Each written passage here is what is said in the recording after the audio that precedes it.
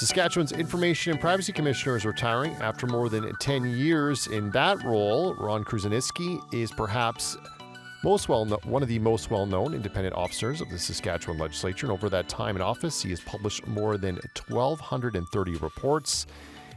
And Ron joins us now to talk about his career. Good morning, Ron, and congratulations on your retirement and your career. Good morning, Adam. So, Ron, when we talk about your work at the Information and Privacy Office, how has it changed over your time in that role over the past decade? Well, two things have really changed. We, as a society, have shifted from a whole bunch of paper in file drawers and file cabinets to large databases and all kinds of organizations collecting our data on our cell phones, on our computers, everywhere. So that's one of the big changes. Related to that is because all that digital data is stored, hackers and attackers have become very interested in getting your and my data and using it for purposes not beneficial to us. And they've found a way of making it profitable. And when they operate in a different country that maybe sponsors their hacks and attacks, they're basically protected from prosecution. So the combination of those two things means there's been a significant change out there, Adam. How much of your work has just been letting the public know of these dangers and just how quickly the world has changed and how their data is just so readily available? Well, we've tried everywhere, plus all the commissioners across Canada focus on this quite often. And publicity has certainly helped. The media, you know, pays attention to breaches of, 500,000 records or 1 million records, that sort of thing. And those large breaches, I think, have assisted a lot in maybe making my work easier, or at least getting the public to pay attention and be much more cautious each and every day as they put data on their cell phone or their computer. I can imagine that when you started, you probably had stacks of paper and paper in a lot of boxes to deal with, and that maybe has changed. Maybe that's been a nice change for you. Well, I think every office was faced with that, and certainly coming to the Information and Privacy Office, there was a lot of paper around. There isn't now, but I think over the last 10 years, add to that COVID, and when many had to work at home, being digital made it much easier to work at home. All of that has resulted in much less paper in offices, but it's all shifted to our databases, which we really have to secure and protect. When it comes to accomplishments, what are some things you're most proud of in your time? Well, I'm most proud of the ability to get answers to people when they want them. We've been able, on average, to get a report out in about 105 days, which is slightly over 3 months. I wish it was sooner, but the process just dictates that it takes that long.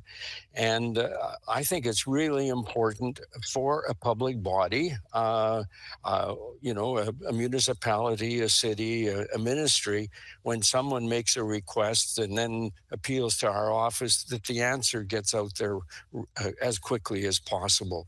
And we've been able to do that. And as you indicated in the opening, we've issued over 1,230 reports, which I'm proud of. But think of it this way, that's 1,230 decisions, and it means that 1,230 answers were given to people in a relatively short order. When we talk about people's information and privacy and protecting that, what's some of your advice to folks out there? Be careful. Every email you get, every time there's a link, every time someone offers you something that sounds too good to be true, It probably is. You don't have to click right away. You can think about it. Many hackers get into our systems because one of us accidentally presses a link and gives them a route into our systems. So the real thing is be careful, think twice, be cautious, and because you're protecting yourself on your home computer, but at the office, you're protecting all your colleagues and your organization too. When it comes to the evolution of what could be next in this, we've talked about going from paper to most things digital. What do you see as the next evolution in this? Is AI the thing that you're kind of you know monitoring? Let's say. Well, what would be wonderful is to see some legislative change that recognizes that adjustment from paper to digital. In the area of AI, again, this is where we need to be careful. Most vendors these days have some form of AI in their systems, and you need to know what it does and what it doesn't do, and whether your personal private information is protected. Um, and I think as a country and as a province, we need some guardrails in terms of capturing the benefits of AI, but reducing the risks of it being abused or used against us.